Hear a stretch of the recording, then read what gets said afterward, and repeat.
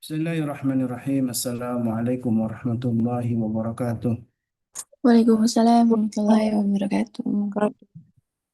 Alhamdulillahilladzi 'allama al-Qur'an khalaqal insana 'allamahul bayan. Asyhadu an la ilaha illallah wahdahu la syarika lahu wa asyhadu anna Muhammadan 'abduhu wa rasuluhu alladzi la nabiyya wa la rasula ba'da.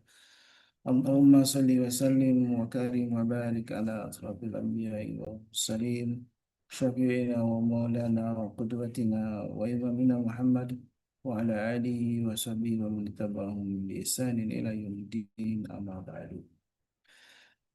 Alhamdulillah syukurlah jemaah yang dimuliakan Allah. Alhamdulillah di pagi ini kita kembali berjumpa dalam kajian Al-Quran sama Saudari Al-Jabari Hafizahullah Ta'ala. Bersyukur atas semua nikmat yang telah Allah limpahkan untuk kita semua menjadi sebuah keniscayaan. Dan tentu dengan bersyukur Allah akan tambahkan nikmatnya, dan nikmat utama dan paling agung adalah nikmat iman dan Islam. Hingga dengan nikmat itulah kita hingga saat ini masih bisa beramal soleh, masih bisa melakukan kebaikan-kebaikan, dan tentu hadir dalam hadis ilmu menjadi bagian dari amal yang benar-benar Allah eh, meridhai kita semua. Salawat dan salam tentu senantiasa kita aturkan kepada Nabi kita baginda Rasulullah SAW, juga untuk keluarga beliau dan para sahabatnya, dan juga mudah-mudahan kita termasuk umatnya yang kelak akan mendapatkan syafaat dari beliau, amin ya Allah ya Rabbal Alamin. Jamaah yang dirahmati Allah, alhamdulillah sama-sama kita bersyukur di pagi ini berjumpa dalam kajian Al-Quran bersama guru kita Saudi Al-Jamali, dan mari sama-sama kita doakan para guru kita, mudah-mudahan Allah terus limpahkan kesehatan, keberkahan, dan juga keistiqomahan, khusus untuk guru kita Saudi Al-Jabari Hafizahullah Ta'ala, yang alhamdulillah selalu setia menemani kita untuk sama-sama mempelajari syariat ini. Dan tentu doa untuk juga para sahabat semuanya, selain untuk keluarga kita semuanya, kita juga doakan hadir yang hadir maupun yang belum hadir, mudah-mudahan dengan hadir dalam majelis ilmu yang istiqamah, maka disebutkan termasuk min ahbil amal Allah, amal yang paling dicintai Allah, yaitu adwar wa in qalla, kemudawamahannya, keistiqamahannya, wa in qalla, walaupun sedikit. Dan inilah saat yang sangat penting ketika hadir majelis ilmu, ketika para malaikat mengaminkan doa-doa kita, maka sisipkanlah doa-doa untuk juga para sahabat semuanya yang mungkin sedang sakit, Allah segera angkat penyakitnya.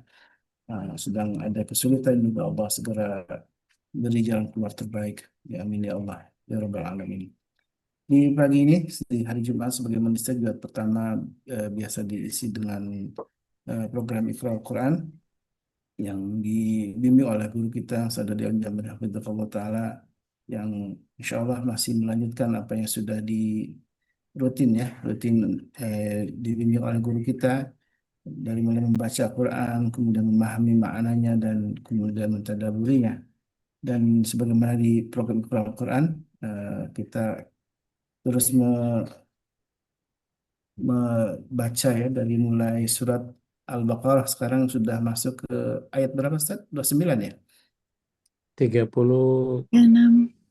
Enam. Oh, 36 ya. Sudah 36. Eh, Silakan jemaah yang sudah membuka mushafnya, sudah ada mushafnya untuk dibuka, dan dibuka di surat Al-Baqarah di ayat 3, di ayat 36 ya. Insya Allah. Baik jemaah, alhamdulillah kita sudah eh, beberapa ayat ya kita kaji, kita tadaburi, dan karena ini programnya hanya di minggu pertama dan ketiga ya. Tentu yang lain bisa terus mengikuti program yang juga dibina oleh Ustaz Dodi Al-Jabari. Baik Ustaz, gimana kabar, sehat Ustaz pagi ini? Alhamdulillah, ala Insya kulli hal. Allah. Masih masih dengan CDL di leher. Jadi hari Selasa ini sebelum mau check up lagi, mudah-mudahan semuanya membaik Amin, dan amin. melanjutkan jadwal rutin hadinya tiap tiap se mungkin sepekan 2 kali, mungkin sepekan sekali, nggak tahu. Lihat perkembangan eh, ginjal saya kalau sudah membaik ya nggak mungkin, jadi agak frekuensinya tergantung kondisi nanti. Dinikmatin aja. Amin. Jadi Allah ahlul semoga insya Allah. musibah itu nanti lebih tinggi nuzulnya di surga, insya Allah. Insya Allah. Amin. Amin. Baik, selalu sehatkan ya. Semoga Allah sehatkan insya Allah. Amin, insya Allah. Amin. Ya Allah, ya Rabbal Alamin. Insya Allah dan sakit itu jadi amal juga ternyata ya bagi orang beriman itu. Kan gini Ustaz, pemahaman aneh ya. Eh, Pengguguran dosa itu ada 3 fase. Di dunia, dikubur, di akhirat awal. Nah, saya nggak kepengen dikubur kena lagi, di akhirat awal kena lagi. Kepengennya habis ini dihabisin sama Allah di dunia, nggak apa-apa deh. Terserah Allah mau ngapain sama saya gitu. Habis itu langsung surga kan enak ya? Masya Allah ya, ya benar. Amin. Kepengennya gitu, Semuanya kepengennya. begitu Ustaz ya. Iya, kepengennya gitu. Nggak apa-apa di dunia dibebesin, dihabisin, nggak apa-apa. Dinikmatin aja. Baik, Insya Allah ya selalu bersesuaian dengan semua takdir Allah dan selalunya yang baik ya, selalu yang baik gitu untuk kita semua. Baik, Sadadi Tabadol Masyukuro, kita jamaah siapkan diri kita untuk kembali mengkaji ya di surat Al-Baqarah di ayat 36 ya. Tabadol Masyukuro. Taib, syukran jazakumullah khair. Bismillah. Assalamualaikum warahmatullahi wabarakatuh. Waalaikumsalam. Waalaikumsalam Waalaikumsalam warahmatullahi wabarakatuh. Alhamdulillah. Alhamdulillah. Alhamdulillah. Alhamdulillah. Alhamdulillahilladzi arsala rasulah bil huda wa dinil haq. Alhamdulillahilladzi anzalna Qur'ana fi qulubil mu'minin. Walladzi anzalna sakinata fi qulubil muslimin. Asyhadu an la ilaha illallah wahdahu la syarikalah wa asyhadu anna Muhammadan abduhu wa rasuluhu la nabi wa rasulullah ba'da. Allahumma salli wa sallim wa barik ala nabiyyina Muhammadin wa ala alihi wa sahbihi wa mawala wa la hawla wa la quwata illa billah amma ba'd. Bapak Ibu yang dirahmati Allah Subhanahu wa taala, para pecinta Al-Qur'an yang dirahmati Allah Subhanahu wa taala, keluarganya Allah. Pagi ini kita mesti menghadirkan kesyukuran yang lebih banyak karena masih bulan Muharram, kita masih punya begitu banyak amalan-amalan yang dilipat gandakan, dan ini berbeda dengan bulan-bulan yang lain, dan ini adalah bulan terakhir dari kelompok bulan-bulan haram ya Allah tebarkan di kehidupan kita. Salawat serta salam semoga senantiasa tercurah ke hadirat Rasulullah SAW, berikut para keluarga, sahabat, dan para pecinta risalah dan syariat beliau hingga akhir zaman. Dan mudah-mudahan kita yang hadir pada kesempatan pagi hari ini bisa menjadi bagian dari golongan orang-orang yang mendapatkan syafaat beliau kelak di akhirat. Amin. Allahumma amin. Baik, Mbak Yuni, kita 36 ini exercise atau bayan ya? Kemarin kita yang 36 itu ini udah apa baru bayan. Nah, Baru cuman bayan ya? kemarin kita di Iqra'ul Quran sendiri deh. Nah, ini Oh, kan oke. yang Belum gabung golongan sama. yang praktis ya. Iya, Jadi itu nanti siap. Diulang aja berarti ya. siap di jazakallahu khair. Baik. Syukran jazakallahu khair. Baik.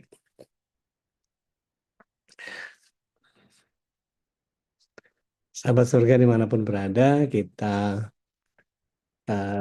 lanjutkan bahasan kita di ayat 36.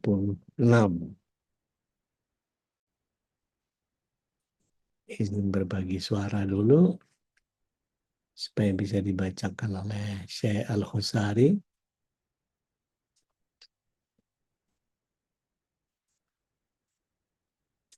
Kita simak sama-sama. A'udzubillahi minasyaitonirrajim. فأزلهما الشيطان عنها فأخرجهما مما كانا فيه وقلنا اهبطوا بعضكم لبعض عدو ولكم في الأرض مستقر ومتاع إلى حين. Allahumma hamna bil Quran. Baik, kita tarjem harfiah terlebih dahulu satu-satu di ayat 36. Apakah yang saya tampilkan ini kelihatan? Kelihatan.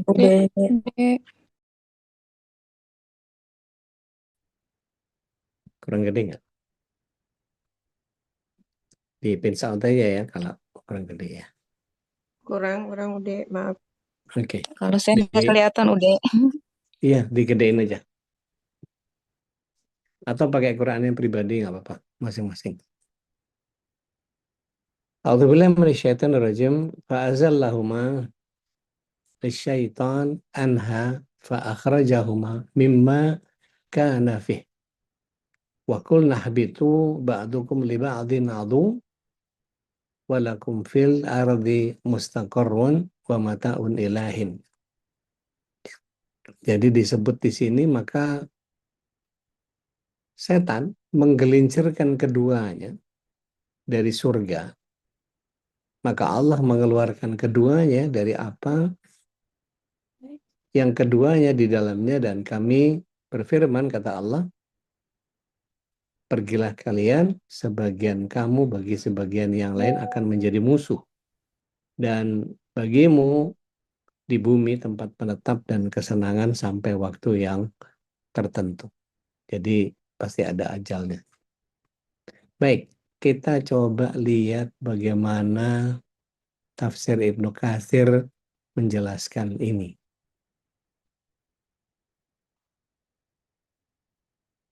Kalau ada yang kepengen mencoba mempelajari sendiri lebih detail, saya share linknya ya. Ini, mudah-mudahan manfaat.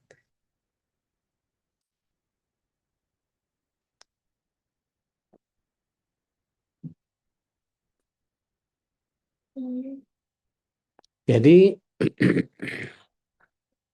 bumi itu tempat tinggal rizki dan ajal. Yang dimaksud adalah ilahin sampai waktu yang terbatas dan yang sudah ditentukan. Kemudian terjadi kiamat. Nah, ulama tafsir dari kalangan ulama salaf seperti Syekh As-Sa'di dengan sanad-sanadnya, Abul Aliyah, Wahab ibn Munabih, dan yang lainnya dalam pembahasan ini mengetengahkan kisah-kisah Israiliyat yang menceritakan tentang ular dan iblis. Dijelaskan di dalamnya bagaimana iblis dapat memasuki surga dan menggoda Adam. Dan hal ini insya Allah akan dijelaskan secara rinci nanti di surah Al-A'raf. Kisah yang akan disebutkan dalam tafsir surah Al-A'raf jauh lebih panjang daripada apa yang ada di Al-Baqarah ini. Ibnu Abi Hatim sehubungan dengan ini mengatakan bahwa telah menceritakan kepada kami Ali Abdul Hasan Ibnu Iskab, telah menceritakan kepada kami Ali Ibnu Asim dari Sa'id Ibnu Abu Arubah dari Kota, dan dari Al-Hasan dari Ubay bin Ka'ab yang menceritakan bahwa Rasulullah SAW pernah bersabda, sungguh Allah menciptakan Adam dalam bentuk seorang lelaki yang berperawakan sangat tinggi, lagi berambut lebat.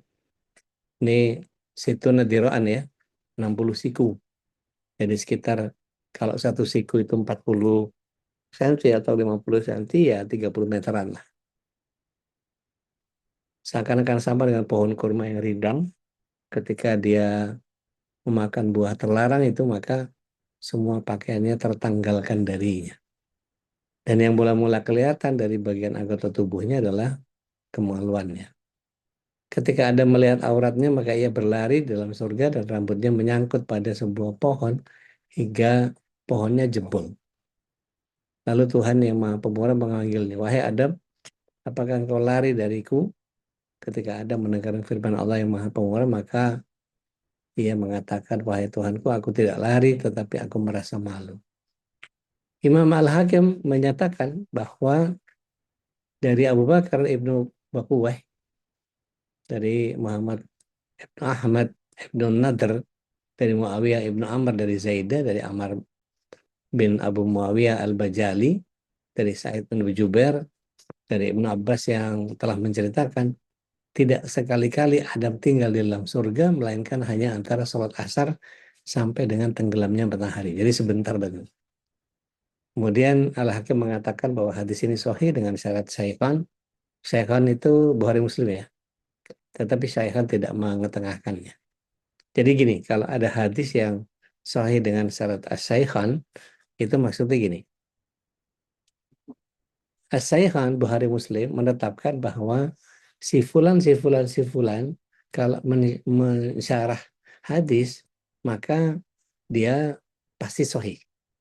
Nah, orang-orang itu kemudian meriwayatkan ini. Tetapi hadis itu tidak datang dari Bukhari Muslim. Gitu maksudnya ya. Mudah-mudahan bisa dipahami. Abdurrahman ibnu Humaid mengatakan bahwa dalam kitab tafsirnya diceritakan kepada kami Rauh dari Hisham, dari Al-Hasan yang mengatakan bahwa Nabi Adam tinggal di dalam surga hanya selama sesaat di siang hari. Satu saat tersebut sama lamanya dengan 130 hari di dunia. Nah, Abu Ja'far Ar-Razi meriwayatkan dari Ar-Rabi ibnu Anas yang menyatakan bahwa Nabi Adam alaihissalam keluar dari surga pada pukul 9 atau pukul 10 ketika keluar bawa sebuah tangkai pohon surga. Sedangkan di atas kepalanya ia pakai mahkota dari daun-daun surga yang diuntai sedemikian rupa, merupakan untaian daun-daun surga. Nah, Syekh Asy'adi mengatakan bahwa Allah berfirman, turunlah kalian semua dari surga itu. Ya. Fa'arajahuma. Maka turunlah mereka. Sedangkan Adam turun di India dengan membawa Hajar Aswad dan segenggam dedaunan surga. Lalu menaburkannya di India. Maka tumbuhlah pepohonan yang wangi baunya. Dan sungguh asal mula wewangian dari India itu adalah segenggam daun yang dibawa oleh Nabi Adam alaihissalam. Nah, sungguh Adam menggenggamnya hanya terdorong oleh rasa penyesalan karena ia dikeluarkan dari surga. Jadi nggak niat bawa oleh-oleh. Nah, sedangkan Ibunda Hajar itu turun di Jeddah. Makanya kemudian kota Jeddah itu disebut kota nenek, ya, kota Jeddah. Karena Ibunda Hawa ada di situ. Tapi kalau misalnya kita umroh, terus mampir Jeddah, terus kemudian kita ke Makbarah Siti Hawa, itu cuman nama ya, bukan Ibunda Hawa dimakamin di situ. Sama kayak kuburan Tanah Kusir. Kuburan Tanah Kusir itu kok dicari kusirnya yang mana? Nggak ada. Nah, kemudian mari kita lihat paparan selanjutnya. Dikatakan bahwa Imran ibnu Uyainah meriwayatkan dari Atha ibnu Sa'id, dari Sa'id ibnu Jubair, dari Ibnu Abbas yang menceritakan bahwa Adam diturunkan di wilayah Dahna di India. Dan diceritakan juga bahwa dari Jarir, Ibnu Abbas juga menyatakan bahwa Nabi Adam diturunkan di daerah yang Dahna antara Mekah dan Taif.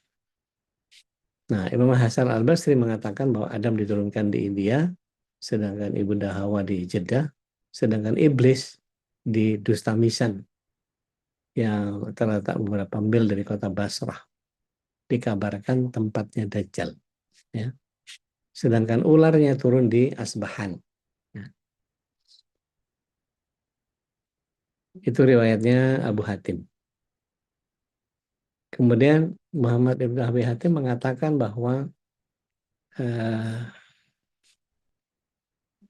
Muhammad ibnu Sa'id ibnu Sabik telah menceritakan kepada Umar ibnu Abu Qais dari Az-Zubair ibnu Adi dari Ibnu Umar yang mengatakan bahwa Adam diturunkan di Sofa dan Hawa diturunkan di Marwah.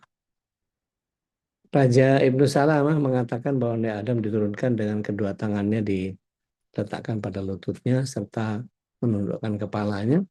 sedangkan iblis diturunkan, sedangkan jemari tangan disatukan dengan yang lainnya, seraya mengangkat kepalanya ke langit. Syekh Abdul Razak mengatakan bahwa dari Qasamah Ibnu Zuhair dari Abu Musa, sungguh ketika Allah menurunkan Adam dari surga ke bumi, lebih dulu dia mengajarkan kepadanya membuat segala sesuatu dan membekalinya dengan buah-buahan surga. Maka buah-buahan kalian ini berasal dari buah-buahan surga. Hanya bedanya buah-buahan yang ini berubah, sedangkan buah-buahan surga tidak berubah. Jadi kalau di surga nggak busuk, kalau di kita busuk.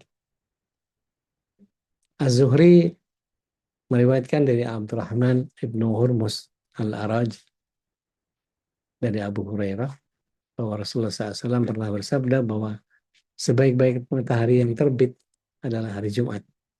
Pada hari Jumat Adam diciptakan, pada hari Jumat pula dia dimasukkan ke dalam surga, dan hari Jumat pula dia dikeluarkan darinya. Ini riwayat Imam Muslim dan An-Nasai. Imam Ar-Razi mengatakan bahwa menurut sepengetahuannya di dalam ayat ini ada kandungan makna peringatan dan ancaman yang besar terhadap semua perbuatan maksiat yang kalau ditinjau dari berbagai segi.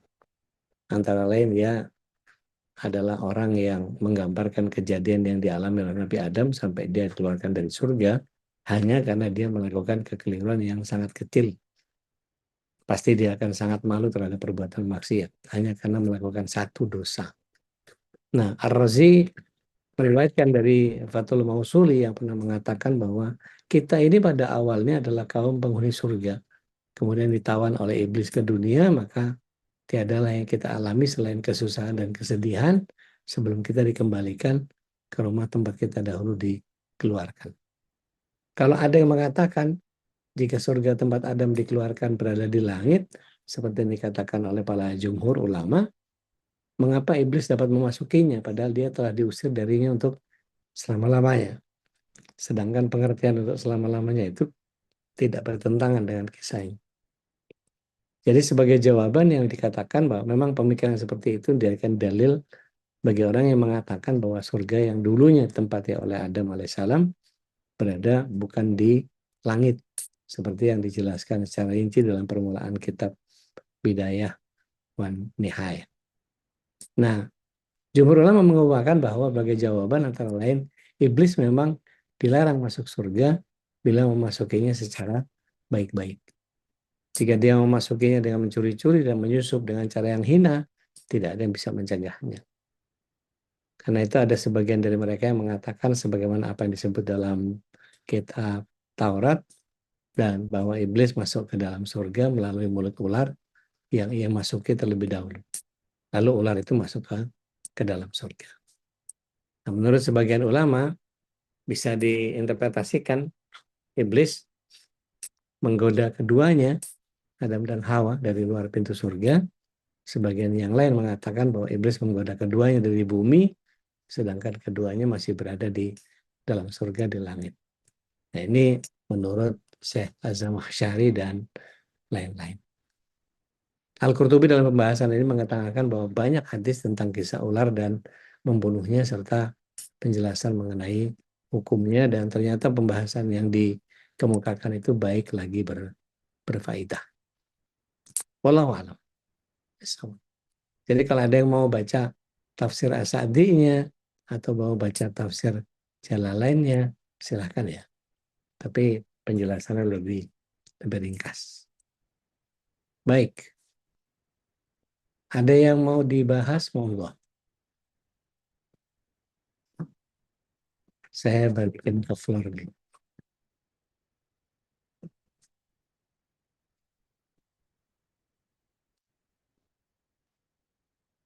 Ada? Iya, Ude. Silakan. Assalamualaikum warahmatullahi wabarakatuh. Waalaikumsalam warahmatullahi wabarakatuh. Masya Allah, tabarakallah. Ude sehat, Ude. Alhamdulillah. Alhamdulillah. Mudah-mudahan doa Ude juga buat Adi. Alhamdulillah kami di Ya Rab. Bali. Ya Rab. Ude, tadi di penjelasan tafsir itu bahwa Nabi Adam melakukan kesalahan terus dibuang ke bumi. Iya. Contoh kecilnya tuh cuman makan buah itu aja ya. Iya. Nah, bagaimana dengan konotasinya? Misalkan ini ada sepasang manusia, pasangan suami istri atau apa, dia melakukan satu kesalahan. Apakah itu juga akan berlaku seperti itu, Dik? Gitu loh. Dengan Maksudnya gimana? konsekuensi. Jadi misalkan gini, kan Adam dan Hawa ini kan pasangan suami istri ya, gitu. Hmm. Pasangan ya, gitu. Udah dilarang sama Allah ini nggak boleh, gitu. Terus itu aja yang udah dipastikan cikal bakalnya manusia dan Allah yang menciptakan aja itu dibuang, apalagi kita yang manusia biasa gitu.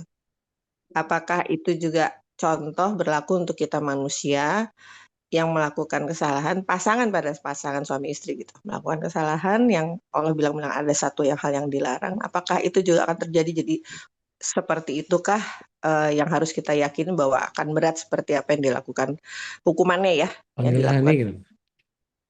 ya, Terus?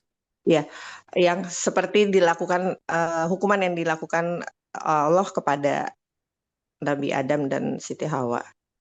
Apakah itu berlaku seperti itu juga gitu bagi kita yang manusia gitu. Jadi gini, pada prinsip dasarnya, ketika Allah memerintahkan untuk sesuatu atau melarang sesuatu, itu kan Allah itu satu-satunya zat yang harus ditaati. Boleh yang lain dilawan, kecuali Allah. Gitu kan ya? Gitu nggak? Ya, ya. Oke. Berarti bukan masalah kesalahan kecil, tapi setiap kesalahan adalah mengingkari. Jadi bukan masalah dosa kecil, dosa besar, tetapi kepada siapa melakukan pelanggaran, itu big deal. Loh, sama Allah loh. Gitu. Udah dibilang, jangan deket-deket ya. Udah dikasih privilege nih, kamu makan yang mana saja yang kamu mau, hai sumakunta. Di ayat sebelumnya. Kamu mau makan di mana saja, ini rogodan, sesuka kamu, sampai bluek, sampai kekenyangan, sampai terserah kamu, habisin yang semua ini, yang sana, yang sana, yang sana, yang sana. Yang kalau kita tahu surga itu luasnya seluas langit dan bumi. Nggak kurang-kurang kenikmatan yang Allah SWT kasih. Tapi yang ini jangan. Jadi mana yang lebih banyak dikasih sama Allah SWT? Kebolehan atau larangan? Kebolehan. Kok malah yang dicari yang dilarang?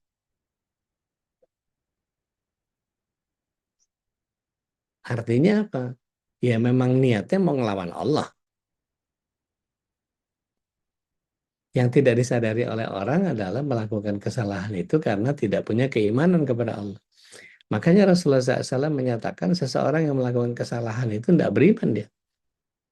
Orang yang bermaksiat tidak beriman, orang yang melakukan kesalahan-kesalahan itu tidak beriman. Ketika dia beriman, nggak berani pasti. Kalau dia ingat Allah, pasti nggak berani. Gitu. Tapi karena Baik. dia tidak punya iman, ya begitu jadi. Nauzubillah, subhanallah. Jadi lebih kepada bagaimana ketika Allah ngasih sebegitu banyak gitu. Artinya gini, umur, kata Rasulullah SAW, umur manusia itu antara 60 sampai 70 kan ya.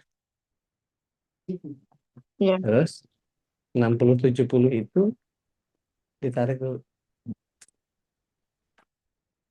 umur 60-70 itu dikasih, kata Allah, kalau kita lihat surat 16 ayat 78, isinya untuk bersyukur.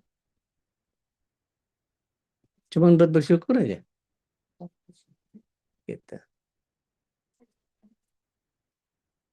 Nah, tapi apa yang terjadi? Kita dibekali juga dengan template bahwa kita itu susah payah, kita itu kikir, kita itu suka ngeluh, kita itu punya sifat malas, kita itu, nah, template-template yang defaultnya sudah ada di kita boleh pilih. Setiap manusia kemudian diberikan kebebasan berkehendak. Kita tuh punya free will, punya hurriyah iradah. Mau taat, nggak mau taat, terserah.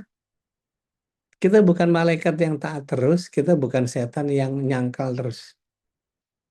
Tapi kita diberikan kebebasan berkehendak, diberikan free will, hurriyah iradah, yang kemudian bisa melewati para malaikat kemuliaannya karena ketaatan kita, tapi sekaligus bisa lebih iblis dari iblis.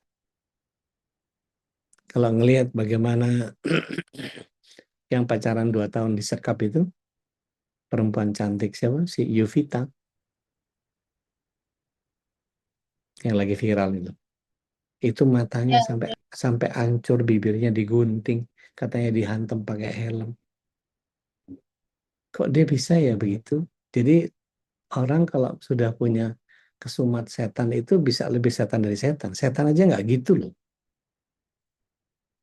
Mungkin setan juga istighfar itu ngelihat dia kali.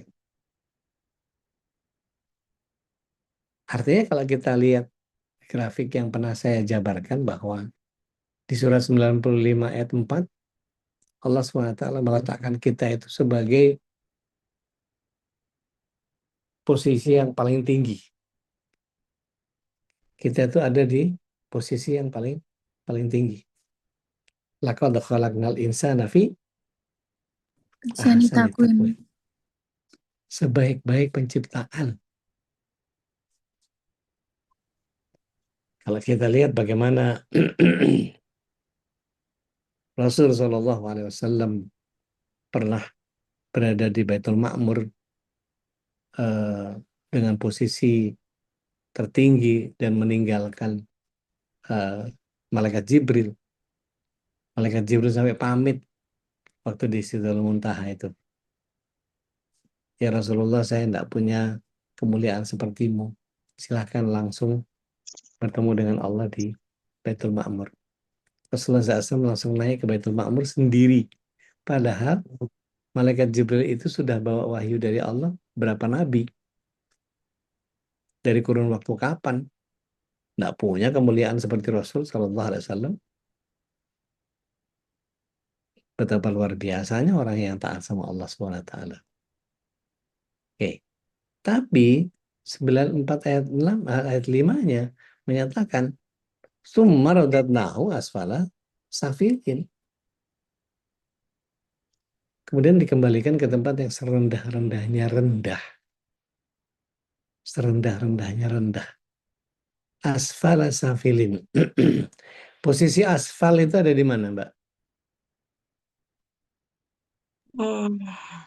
Aduh. Asfal. Aspal. Ya, aspal.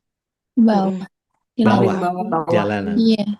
Ini di aspal itu masih ada safilin. Udah yang lebih bawah lagi. Ya Allah.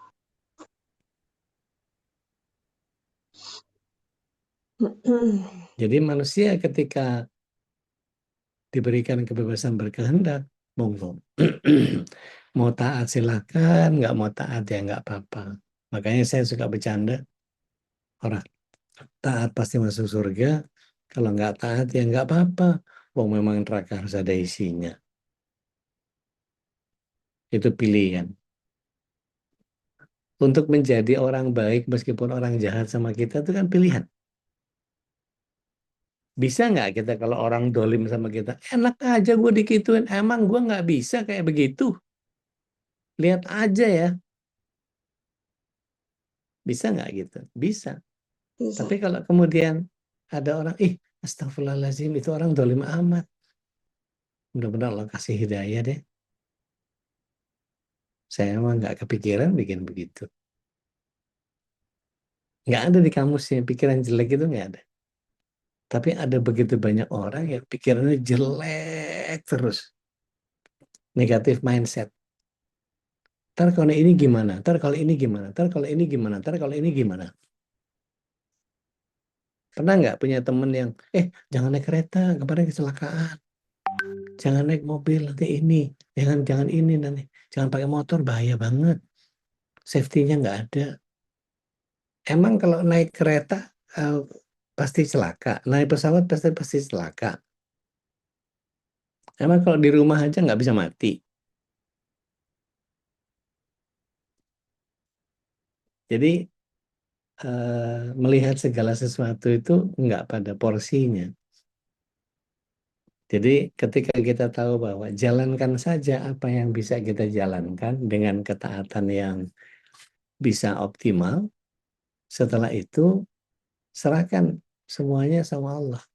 Karena apa yang kita upayakan untuk bisa mendapatkan yang terbaik penilaian Allah itu kan bukan dari apa yang kita kerjakan, tapi karena rahmat Allah datang untuk kita. Misal nih, ada orang yang beranggapan bahwa kalau sholat pasti rezekinya banyak. Beresin dulu sholatmu, nanti Allah akan beresin hidupmu. Ada orang yang sholatnya rajin, nggak beres-beres hidupnya. Karena Allah ingin gugurkan dosanya. Loh kan, jadi nggak sinkron. Kaidah-kaidah yang difahami. Banyakin baca Quran. Nanti Allah akan tentramkan hati. Ada penghafal-penghafal Quran yang hidupnya belangsak. Loh kok nggak sesuai? Nah, hal-hal yang begitu kemudian orang nggak bisa melihat bahwa semuanya itu customize. Sidik jari kita beda, DNA kita beda, genomik darah kita beda, retina mata kita beda. Nggak ada satupun yang sama. Maka setiap apa yang kita kerjakan nggak bisa sama. Maka kemudian orang cari formula. Kata ulama ini kalau kita lakukan nanti hasilnya ini. Iya buat dia, buat kita bisa lain outputnya. Terus kita kecewa sama Allah. Loh saya udah begini loh, kok gitu? Padahal sebetulnya saya akan menjalankan bagian takdir saya dan saya berserah kepada ketetapan Allah. Apapun yang Allah berikan kepada saya, pasti ini kebaikan buat saya. Kan gitu harusnya. Gitu, Mbak. Subhanallah. Udah sehat ya, udah. Alhamdulillah. Alhamdulillah. Barakallah. Assalamualaikum. Baik, barakallah. Waalaikumsalam. Ada yang lain silahkan. Mana udah. Mangga. Bismillahirrahmanirrahim. Assalamualaikum warahmatullahi wabarakatuh. Waalaikumsalam. Penjabarannya berarti setiap manusia itu tetap kalau dilihat tadi ya jabaran Ude, tetap manusia ini akan tetap berbuat dosa. Hanya mungkin ada pencucian mungkin ya selama dikasih kesempatan di dunia gitu deh. Yang seperti Ana sering bilang ada rasa hope tadi, terus kemudian kembali bagaimana kita mencuci dengan dosa-dosa kita. Itu tadi bilang Adam saja diberikan pilihan sama Allah. Apalagi kita gitu manusia yang penuh dosa. Nah mungkin begitu bukan udah gitu jabarannya. Tetap manusia ini akan ada dosa penuh begitu gitu deh. Pasti. Terus sekarang udah. Jadi siapa yang nggak pernah punya dosa? Siapa yang belum pernah punya salah? Nggak ada. Pasti semua punya salah. Baik disengaja maupun tidak disengaja. Udah tahu nih. Tapi ngikutin hawa nafsu itu karena memang nafsu itu embedded di dalam kita. Dia tidak dicopot sama Allah SWT. Beda malaikat ya. Malaikat itu dicopot nafsunya sama Allah. Jadi disuruhnya apa? Jalan. Kamu lakukan ini dari awal kamu ada sampai habis kiamat. Dia lakukan itu aja terus.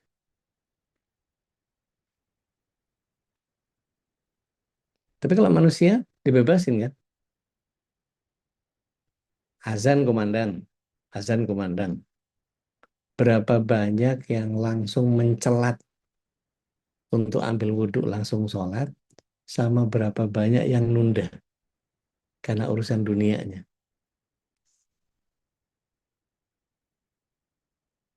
Bahkan di kalangan para ustadz. Nggak usah jauh-jauh, kita aja lah. Siapa yang tidak pernah absen selalu di 10 menit pertama setiap sholat, selalu mengedepankan sholat, nggak pernah tinggal. Nggak ada. Pasti ada lolos-lolosnya. Siapa yang dari mulai balik langsung nutup auratnya sempurna pakai kaos kaki dan nggak kelihatan rambut, nggak kelihatan tangan? Siapa di sini? Pasti perjalanan panjang dulu. Berapa banyak anak-anak kita yang disuruh pakai jilbab? Nggak mau jilbab panjang. Kayak ibu-ibu.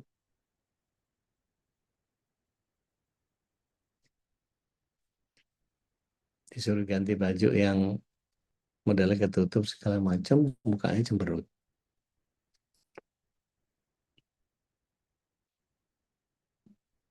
Anak lagi main disuruh sholat. Kira nggak?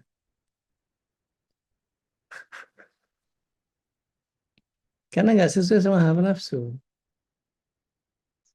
Tapi kalau dia tahu betul hawa nafsunya adalah menjadi Abdullah, menjadi hambanya Allah, baru dia setelah mempelajari, setelah kegempur, setelah kena permasalahan-permasalahan besar, hidupnya digonjang-ganjing sama Allah. Entah hidupnya dibikin berantakan, entah perekonomiannya dihancurin, entah dibikin sedih, entah dibikin orang tuanya meninggal, entah apapun yang Allah SWT berikan itu sedikit-sedikit aja. Sedikit ketakutan, sedikit kelaparan. Supaya dia sadar bahwa dia ciptaan Allah, supaya dia sadar bahwa dia dibentuk oleh Allah, supaya sadar bahwa apa yang dia lakukan semua ini semata-mata karena Allah SWT ngurus dia. Maka kalau nggak mau diurus itu gimana? Ada anak nih, baru umur 7 tahun. Disuruh makan, nggak mau makan. Disuruh ganti baju, nggak mau ganti baju.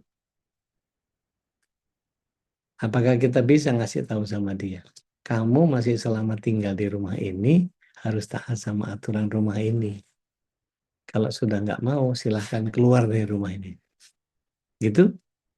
Kan enggak. Pasti kita bujuk-bujuk gimana caranya supaya dia mau. Ada yang dikasih iming-iming, ada yang dikasih, nanti kalau kamu mau, nanti kita beli anu. Beli es krim, nanti beli permen, beli kue, apalah yang dia jadi kesukaan dia. Hawa nafsunya yang dikasih makan. Bukan ketaatannya yang dituntut. Benar nggak? Gitu. Gitu Teh Sarah. Jazakallahu deh, Pakai barakallahu tarik. fiik. Baik, barakallah. Teh Dian, mangga Teh Dian. Bismillahirrahmanirrahim. Assalamualaikum warahmatullahi wabarakatuh. Waalaikumsalam warahmatullahi wabarakatuh. Udah, kalau ini mengenai zolim ya udah. Kalau umpama aku dijolimin sama orang, terus aku langsung introspeksi diri. Tapi nggak tahu kenapa ya, itu begitu introspeksi diri, setan mulai masuk gitu. Udah, kayak gini. Aku suka introspeksi dirinya gini, salah aku apa ya sama dia? Kan aku udah baik sama dia. Terus jadi yang keinget tuh justru kebaikan kita sama dia gitu. Terus ya itulah setan 24 jam itu kan nggak pernah tidur. Jadi gimana caranya menepis itu gitu udah. kenapa pas introspeksi diri justru kebaikan-kebaikan kita yang kita ingat, bukan kebaikan dia gitu deh. Itu aja sih. Iya. Syukran, Dek. Bismillah. Afwan.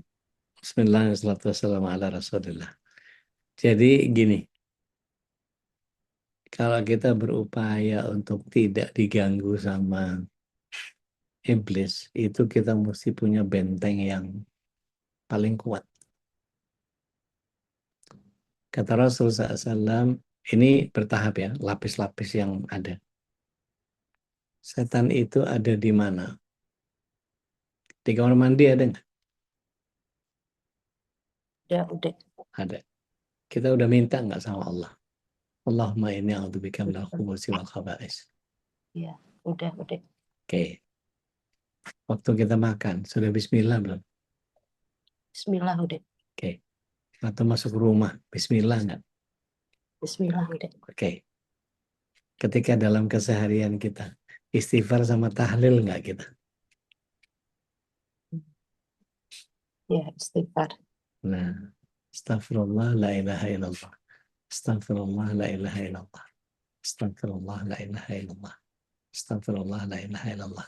Kalau itu yang terus kita lafazkan dalam hati kita, kira-kira setan bisa ganggu dari mana?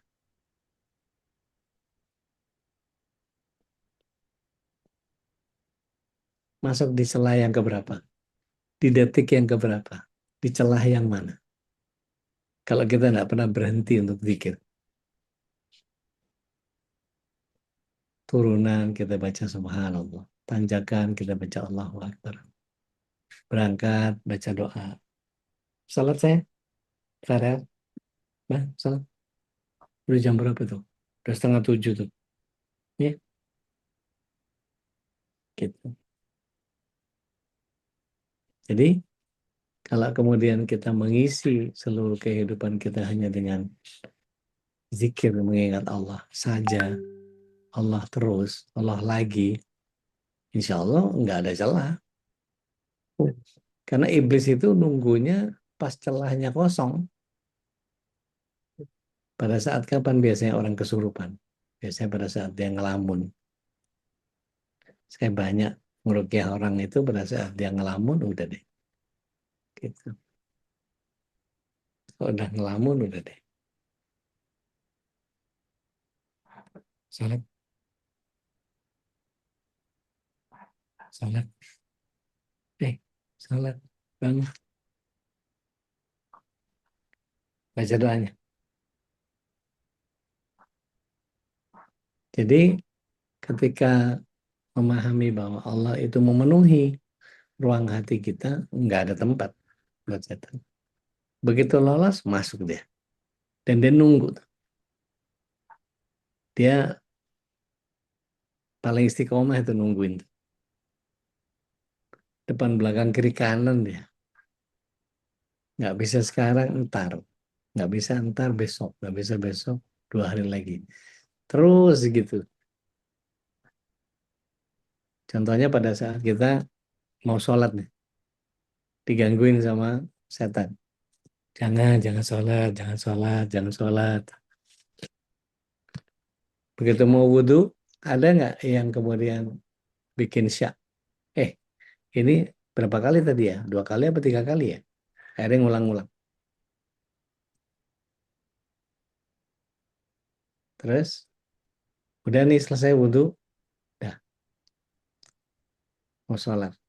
Begitu mau takbir, nyoba khusyuk. Allah, nggak dapat, nggak klik, ulang lagi. Allah, ulang lagi beberapa kali. Itu was-was syaitan itu. Pernah lihat orang gitu nggak? Pernah. Begitu Allah Akbar, kayak susah banget gitu dapet khusyuk. Sampai merengut-merengut dia sholat tuh. Begitu udah sholat, hilang rakaat. Rakaat gak hilang, hilang ayat. Bangunin dong.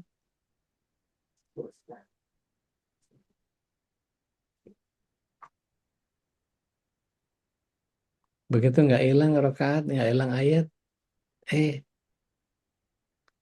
dibikin apa? Dibikin terakhir itu begitu selesai nggak ada yang lolos, nggak ada yang salah. Begitu salah, Assalamualaikum warahmatullahi. Assalamualaikum warahmatullahi. Alhamdulillah, saya berhasil ngatasin setan. Weh, itu waswas minasyaitan itu. Berbangga dengan ibadah. Padahal itu kewajiban. Kayak saya sering nanya gini. Ada orang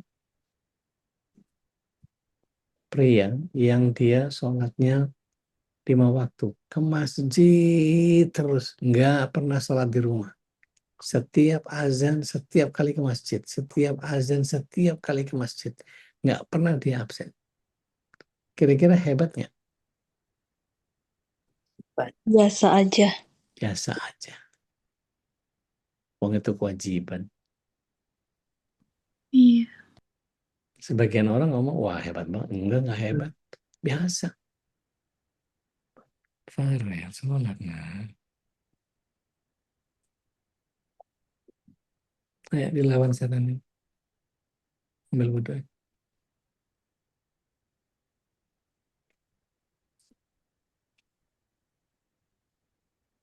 Ada perempuan keluar rumah itu pakai kaos kaki, pakai manset, kainnya dilabuhkan ke dadanya, nggak diikat-ikat di leher kayak sakaratul maut. Dia juntaikan, pakai panjang, depannya 95, belakang 102, atau bahkan 112. Kok tahu Ustaz? Iya, sering ke Tamrin City.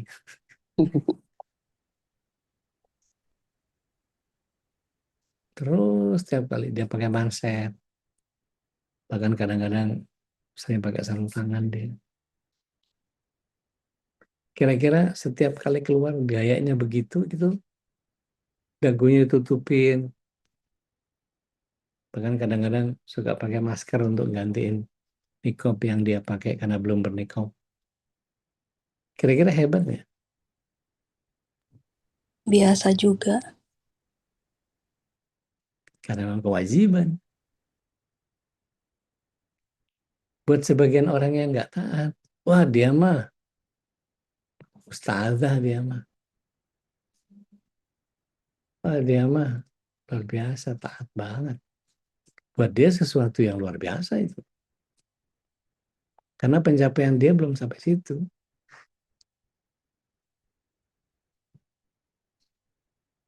Jadi balik lagi, ketika kita mengisi hati ini penuh, cuma Allah, Allah, Allah, Allah saja isinya, ya udah, nggak ada yang bisa masuk.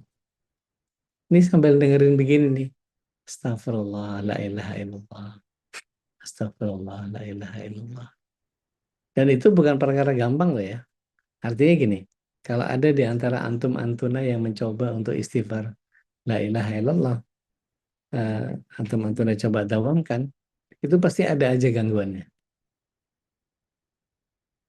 Ada beberapa kawan-kawan yang nyoba itu baru 11 kali, udah pusing.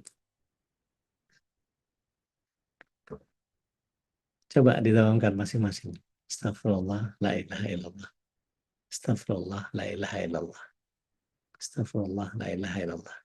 Karena di hadis riwayat Ahmad dibilang, barang siapa ingin mengusir pengaruh-pengaruh buruk yang ada dalam dirinya, bacalah istighfar beriringan dengan tahlil. Astagfirullah, la ilaha illallah. Astagfirullah, la ilaha illallah. Nah kalau sudah begitu nggak ada jengkal yang bisa dia masuk ke kita.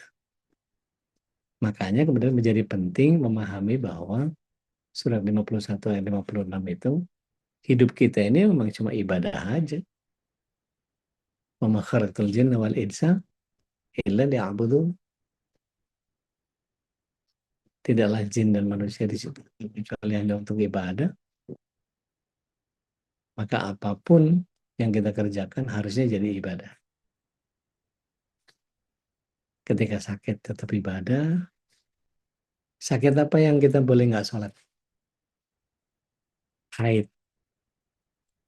Kalau laki-laki kan nggak haid.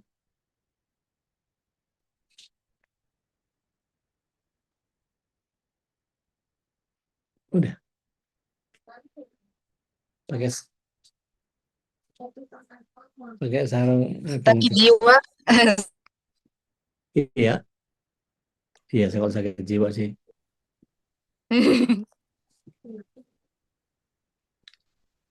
Buka, buka ini. Paling bawah, paling bawah, paling bawah. Buka aja, buka. Semuanya buka. Laci paling bawah, kanan. Gitu Tedian. Terserah. Jazakallah khairan kasiro. Dek. Kata Dan Nadia emang nggak? Udah, Assalamualaikum warahmatullahi wabarakatuh. Assalamualaikum warahmatullahi wabarakatuh. Ada dua ini, yang satu pernyataan, yang satu pertanyaan. Ya. Yang pertama, alhamdulillah tadi kan saya autoimun ya. Jadi tidur ada sakit, bangun juga ada sakit. Lagi ketawa aja ada rasa sakit, kadang-kadang fatigue gitu, kayak bahagia aja kayak lelah gitu badan tuh. Nah, ya semua itu pas tadi buka kajian Zoom, saya lihat Ude senyum. Itu udah dikasih nasihat sama Allah. Suruh senyum. Jadi saya pengen senyum, tapi sambil nangis gitu. Nah, emang setiap nafas kita ini memang ada nasihat ya gitu. Diam kita tuh ada nasihat dari Allah. Tapi kadang kita hilaf, kita lupa gitu. Dan makasih untuk Ude yang selalu ngingetin kita. Sakit itu bukan penghalang untuk bersyukur. Jadi alhamdulillah. Semua itu adalah nikmat gitu. Itu pernyataan pertama. Yang kedua, pertanyaan saya. Adam dan Hawa di surga aja dulu mah dikasih ujian ya, udah gitu. Berarti artinya sekarang surga itu maknanya beda dengan dulu gitu ya, udah. Kita kan tidak dimulai dari surga kalau kita gitu, dari alam ruh. Nah, apakah tadi ingat kata Ude nih, ahlul musibah itu lebih tinggi derajatnya di mata Allah? Saya minta pemaknaan yang lebih dalam dari itu deh. Apakah artinya nilai kita itu lebih tinggi di dunia dengan menghadapi musibah-musibah itu gitu deh. Syukran. Assalamualaikum warahmatullahi wabarakatuh. Waalaikumsalam warahmatullahi wabarakatuh. Jadi bismillah, salatu wassalamu ala Rasulullah. Sini aja dong.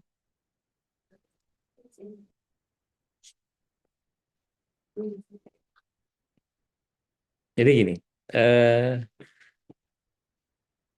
para nabi itu diberikan oleh Allah Subhanahu wa taala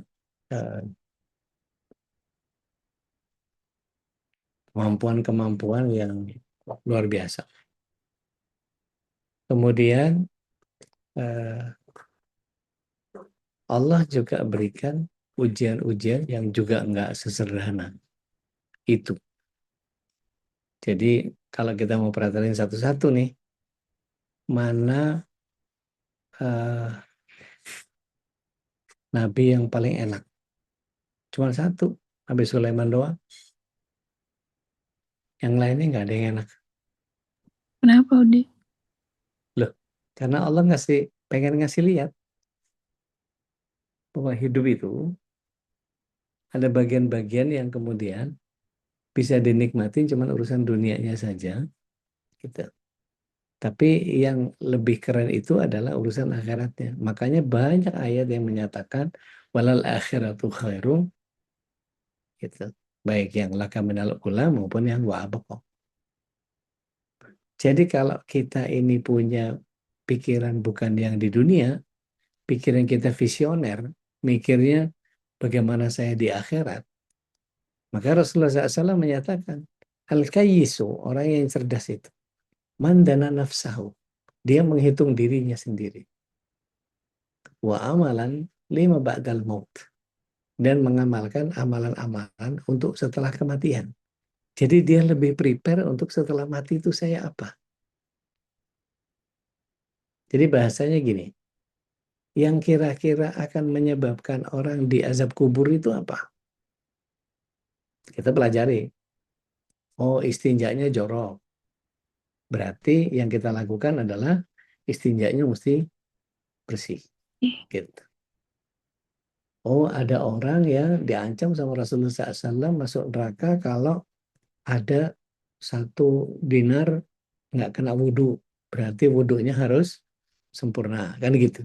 Jadi ada upaya untuk kemudian gimana caranya supaya yang akan dilalui itu lolos screeningnya. Karena bocorannya udah dikasih tahu sama Rasulullah SAW. Kan kalau kita pelajari babul azab gitu ya, kenapa orang sampai kalau teteh baca Al-Humazah, silakan buka Al-Humazah tuh. Ada ayat yang menyatakan tattali'u alal Afidah. afidah. Api itu menyala di kepalanya. Itu kira-kira panas nggak? Supaya terhindar dari itu apa yang mesti dilakukan? Kan gitu.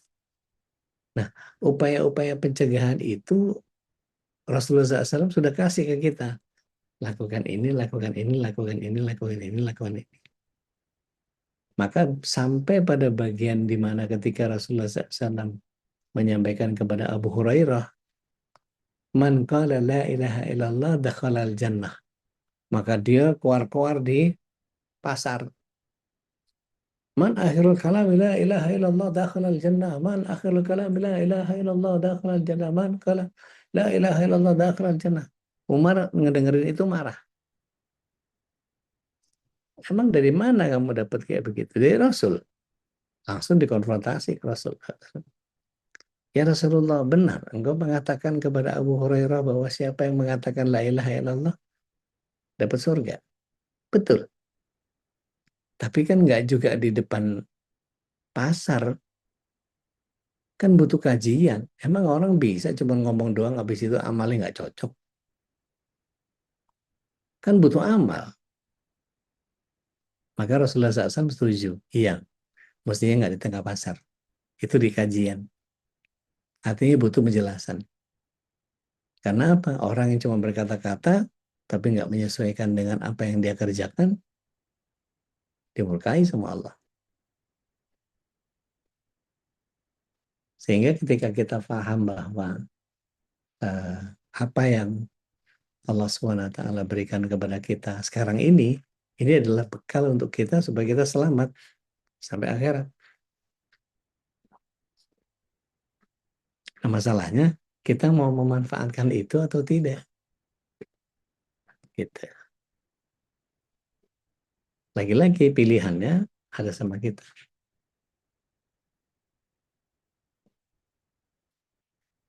Kan gini, gampangnya gini.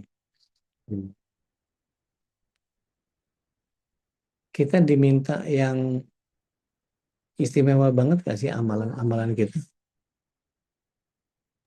Enggak kan? Enggak. Enggak ya. Kita cuma disuruh apa? Waktunya sholat. Sholat. Waktunya puasa wajib. Puasa. Puasa sunnah boleh atau harus? Boleh. Boleh. Zakat, kalau nggak punya zakat, dizakati atau dipaksa bayar zakat? Dizakati. Haji harus yang mampu. Iya. Kalau nggak mampu?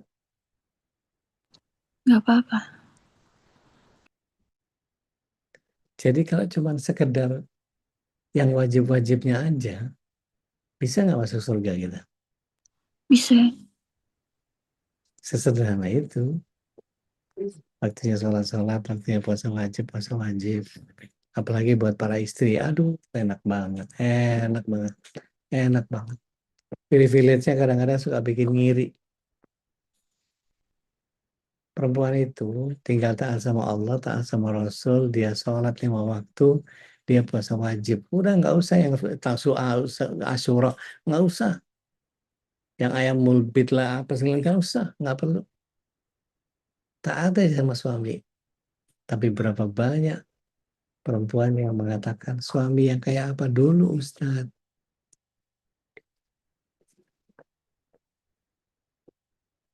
Kok jadi gitu? Karena nggak disuruhnya gitu sama Allah. Gitu ya teh. Mohon Ude, jazakallah khairan. Maka dari barakallah. Bayun, monggo. Assalamualaikum Ude. Waalaikumsalam warahmatullahi wabarakatuh.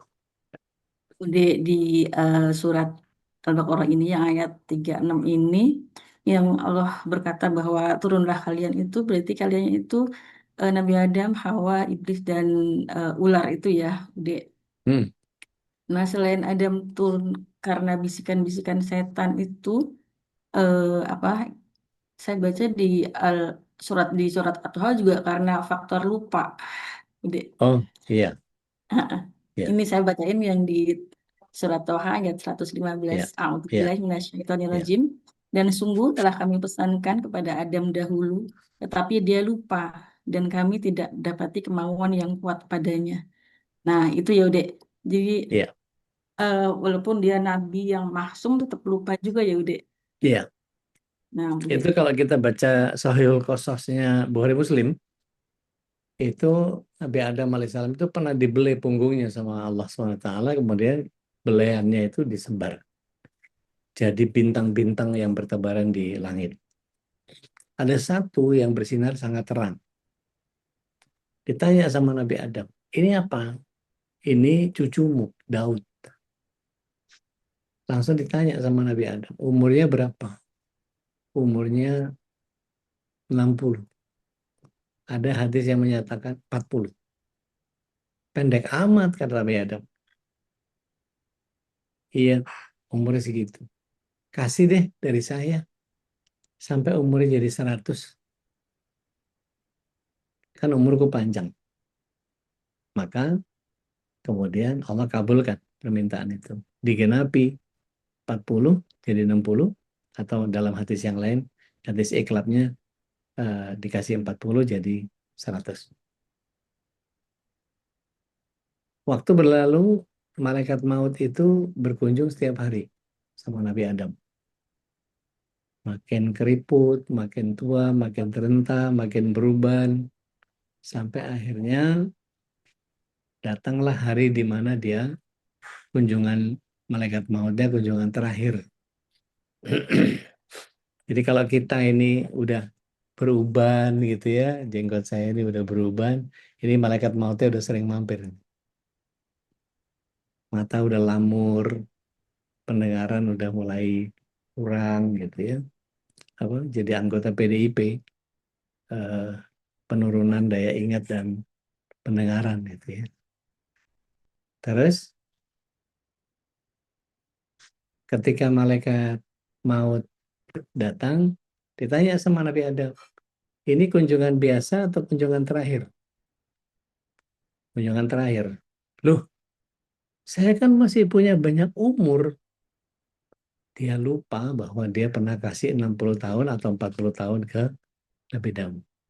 Diingetin sama malaikat maut. Ingat nggak kamu dulu pernah ngasih umur ke Nabi Daud? Kapan? Dia lupa. Jadi disebut dalam hadis itu Nabi Adam bersalah dan Nabi Adam lupa. Jadi kalau kita ini kalau lupa suka nggak inget itu memang dari sananya udah begitu. Wah lahir kita ini. Gitu Mbak Yun. Ya Ude, jazakallah khair Ude. Kata Alik Barakallah. Ada lagi yang lain? Insya Allah pekan depan kita exercise ya. Saya balikin dulu ke Ustaz Khalis. Tafadhol Mas Ustaz. Baik, syukran. Jazakallah khairan katsira. Insyaallah. Mudah-mudahan Allah selalu berkahi kita semua. Dari pertanyaan yang tadi disampaikan oleh para sahabat semuanya jadi inspirasi juga untuk kita semua ya. Makanya kalau udah selalu bilang berbagi rahmat karena memang itu rahmat Allah ya. Ketika bertanya Nah, ini akan memberikan juga inspirasi, kemanfaatan untuk tidak hanya yang bertanya tapi juga untuk kita yang menyimaknya. Dan tadi soal musibah ini memang di kalau di syariat itu memang tidak boleh ini saja meminta ketika Saya pernah baca bahwa ketika ada seorang sahabat yang meminta sabar, kemudian Rasulullah pernah bilang, kamu meminta bala gitu ya, maka mintalah kepada Allah ada afiat dan kesehatan. Jadi walaupun sakit atau musibah itu memang mengangkat derajat atau menghapuskan dosa, hal itu syariatnya itu tetap kita meminta kepada Allah hal Ya, afiat saja, ya. minta sehat, tetap minta diangkat kesulitan, itulah memang syariatnya seperti itu. Baik, ketika Tapi kecuali ada yang menarik, Ustaz. Jadi Mm, gini, para ahlus sufah di belakang Masjid Rasulullah SAW itu mereka berpegang kepada satu hadis yang Anda pernah bahas sama Tuan Guru mm, Suparman Fajar. Jadi ada hadis yang bunyinya gini, Inna ilaha idha ahabba kauman ibtalahu. Faman radhiya falahu ridho, waman sakhita falahu sukhat. Sungguh ketika Allah mencintai satu hamba atau satu kaum, maka Allah berikan dia musibah. Barang siapa ridho terhadap musibah itu, Allah ridho kepadanya. Dan barang siapa yang marah terhadap musibah itu, maka Allah lebih marah dari dia. Nah dari situ jadi patokan. Kalau hari ini ada musibah buat saya, berarti Allah sayang sama saya. mm. Patokan itu jadi bagian yang buat kita, waduh, nggak nyampe kita. Kita kepengen sih nggak kena musibah gitu. Tapi kalau orang sudah tahu kesejatian hidup ini isinya ya memang cuma musibah saja, ya udah jadi enteng aja semua. Karena kalau saya ngelihatnya musibah itu justru cara kita mengkonversi jadi pahala. Hmm. Di setiap musibah pasti ada pahala, pasti, nggak pernah nggak, selalu begitu. Sebut aja yang mana. Kalau mau, ya kayak kemarin saya iseng bercandain teman-teman, ada 12 manfaat poligami gitu, mau dibahas ya, ternyata yang ada yang nolak juga gitu. Karena kalau dibahas bagus semua, manfaat semua, syariat Allah nggak bakal keliru. Cuman masalahnya orang punya dengki, ya kalau udah punya dengki selesai, semua ketutup sama dengki gitu. Insyaallah, lanjutkan kata Teh Nadia. Baik, insyaallah. Eh, baik, alhamdulillah, syukurlah, jazakallah khairan, kasira Dengan tadi. jam 7. Nanti kalau berpertanyaan bisa di grup ataupun nanti insya Allah akan Boleh. dengan Ude ya. Insya Allah. Penting yang insya Allah akan kita bahas dan terus kita doakan guru-guru kita untuk kesehatannya, keberkahannya, Amin. Amin. dan doa untuk kita semua karena salah satu barokahnya majelis ilmu itu didoakan malaikat saja. Ya Rab. Diinginkan malaikat bahkan ya. Dan ketika doa kita, saya kemarin dalam kajian bersama Ustadz Imam itu, ketika kita berdoa kepada sahabat kita yang malah nggak terdengar, malaikat mengaminkan dan doa itu akan kembali kepada kita. Betul. Kita mendoakan Amin Uden, walaka sahabat bimisli. kita, ya Allah sehatkan Uden, dan nggak Ya. kedengaran sama Uden. Ya. Amin, Diaminkan oleh malaikat untuk juga sehat. amin, amin. Ya Rab. Amin. Ya. Amin. Ya. Insya Allah ya doa. Jangan lupa untuk majelis ilmu Amin, ini amin. doa. Malaikat Sehat-sehat masih ada nih. udah. Amin. Amin. Udah mesti ngopi udah. Sehat juga Dibatasin. Ustadz Kholis. Dibatasin cuma 600. Insya Allah. Baik. Belum boleh ngopi dulu. Yang penting ketemu bukan ngopinya nih. Ayo Ustadz Kholis. Babe Haikal ini ditagih mana Babe Haikal, Masya Allah. Ya, ya nanti saya tanyain lagi karena beliau memang masih banyak kegiatan keluar kota, keluar negeri malah ya. Sekarang masih udah pulang apa belum ya? Besok insya Allah ada kegiatan khitan bersama Bude Darmi dan Dr. Piki ya. Silakan jamaah yang ingin merapat ke rumah Hitan Zidan MKI. Insya Allah akan ketemu dengan orang soleh ini dari para pengurusnya. Ada Bunda Yanti, ada Bude Darmi, ada Dr. Piki ya, Masya Allah ya bisa berjumpa, silaturahim dan juga mungkin di sana biasanya kita berbagi makanan ya, Bude ya. Biasanya ya istilahnya saling mendapatkan kemanfaatan dan keberkahan dari semua yang kita bagi insya Allah ya. Dan kami ucapkan jazakumullah khairan katsira yang sudah berdonasi untuk kegiatan khitan ini, dan mudah-mudahan jadi amal kebaikan juga, apalagi di bulan haram ini, bulan mulia, bulan yang Allah muliakan dan pahala terus Allah lipat gandakan. Apalagi di hari Jumat ini, Masya Allah ya, masih banyak amal-amal yang terus kita fastabiqul khairat untuk terus berlomba dalam kebaikan. Baik, udah kita tutup aja ya, kita dengan doa kafatul majlis. Subhanakallah. Barakallahu Ya, baik. Astagfirullah. Assalamualaikum warahmatullahi Assalamualaikum. Sehat Ude. Warahmatullahi wabarakatuh. Salam. Have a nice weekend. Salam keluarga ya. Sehat Ude. Allahumma arhamna bil Qur'an waj'alhu lana imaman wa nuran wa hudan wa rahmah. Allahumma zakkirna minhu ma nasina وعلمنا منه ما جهلنا وارزقنا تلاوته آناء الليل وأطراف النهار واجعله لنا حجة يا رب العالمين.